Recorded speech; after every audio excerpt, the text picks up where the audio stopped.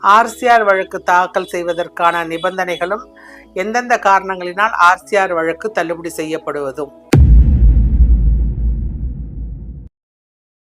RCR வழக்கு தாக்கல் செய்யணும்னா இந்தந்த கண்டிஷன்லாம் நம்ம ஃபுல்ஃபில் பண்ணியிருக்கணும். ஒன்று, அந்த மேரேஜ் வேலிடான மேரேஜாக இருந்திருக்கணும். ரெண்டாவது, ஸ்பௌஸ் தேவையில்லாமல் கணவனை விட்டு பிரிஞ்சு போயிருந்திருக்கணும். நியாயமான காரணங்கள் இல்லாமல் கணவனோ மனைவியோ ஒருத்தர் பிரிஞ்சிருக்கிறது. அடுத்தது இன்னொரு ஸ்பௌஸ் அவரோட சேர்ந்து வாழணும்னு வில்லிங்காக இருக்கணும். இந்த கண்டிஷன்லாம் இருந்தால் மட்டும்தான் நம்மளால் ஆர்சிஆர் வழக்கு தாக்கல் செய்யலாம்.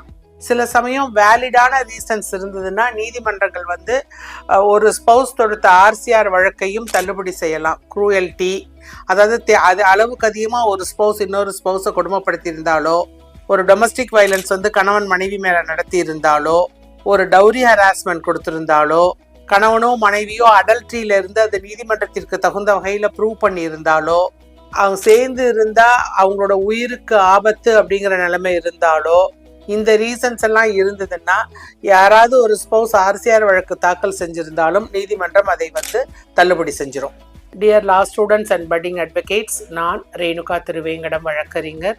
உங்களுக்கு இந்த வீடியோவில் ஏதாவது சந்தேகம் இருந்ததுன்னா நீங்கள் என்னை என் தொலைபேசியில் தொடர்பு கொண்டு கேளுங்கள். உங்கள் சந்தேகங்களுக்கு நான் பதில் சொல்கிறேன்.